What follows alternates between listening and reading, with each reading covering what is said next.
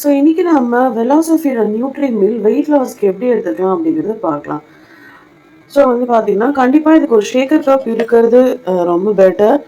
So first நம்ம என்ன பண்ணலன்னா, so 2 teaspoon of nutri meal powder. Okay, நார்மலாக உங்கள் வீட்டில் இருக்கக்கூடிய ஒரு நார்மல் சில்வர் ஸ்பூனில் ஜஸ்ட் ஒரு 2 teaspoon of nutri meal powder first எடுத்துக்கோங்க.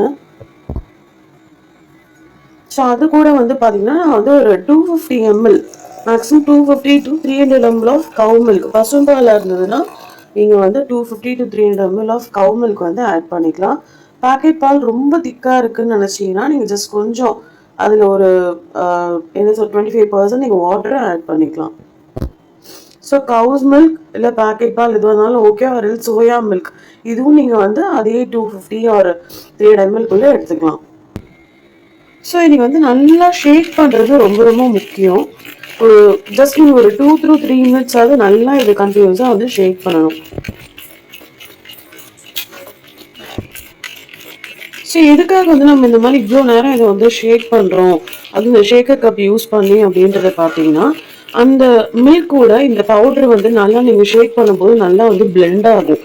அதாவது வழக்கமாக உங்களுக்கு பசும்பால் பார்த்தீங்கன்னா ரொம்ப திக்காலாம் இருக்காது, ஓரளவுக்கு தண்ணியாக தான் இருக்கும் இல்லையா. ஸோ வந்து நீங்கள் எந்த பால் யூஸ் பண்ணாலும் சரி, அந்த பாலோட அந்த பவுடர் நல்லா பிளெண்ட் ஆகி நீங்கள் நல்லா நம்மளுக்கு வயிறு ரொம்ப அளவுக்கு நல்லா ஒரு திக்கான ஒரு கன்சிஸ்டன்சியில் வந்து இந்த நியூட்ரி மீல் ஷேக் வந்து நம்மளுக்கு கிடைக்கும். நல்லா நீங்கள் இந்த மாதிரி ஒரு 3 minutes to 5 minutes நீங்கள் நல்லா வந்து ஷேக் பண்ணும்போது ஓகே. ஸோ தட் நீங்கள் குடிக்கும்போது நல்ல ஒரு டேஸ்ட், நல்ல ஒரு நாக்கில் உங்களுக்கு அந்த ருசி சூப்பராக வந்து இருக்கும். ஒரு மைல்டான லைட் ஸ்வீட்டோட இருக்கும். இது கூட நீங்கள் எதுவும் மிக்ஸ் பண்ணக்கூடாது. ஏதாவது நீங்கள் வந்து நாட்டு சர்க்கரையோ வெல்லமோ இல்லை ஹனியோ சுகரோ எதுவுமே நீங்கள் ஆட் பண்ணக்கூடாது. எந்த எக்ஸ்ட்ரா இன்க்ரீடியன்ட்டும் வேண்டாம்.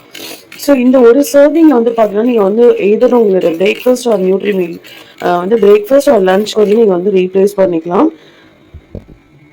ஸோ உங்களுக்கு ஒரு சர்விங் ஆஃப் இந்த நியூட்ரி மீல் வந்து பார்த்தீங்கன்னா கிட்டத்தட்ட உங்களுக்கு ஒரு 250 to 270 கலோரிஸ் வந்து உங்களுக்கு கிடைக்குது.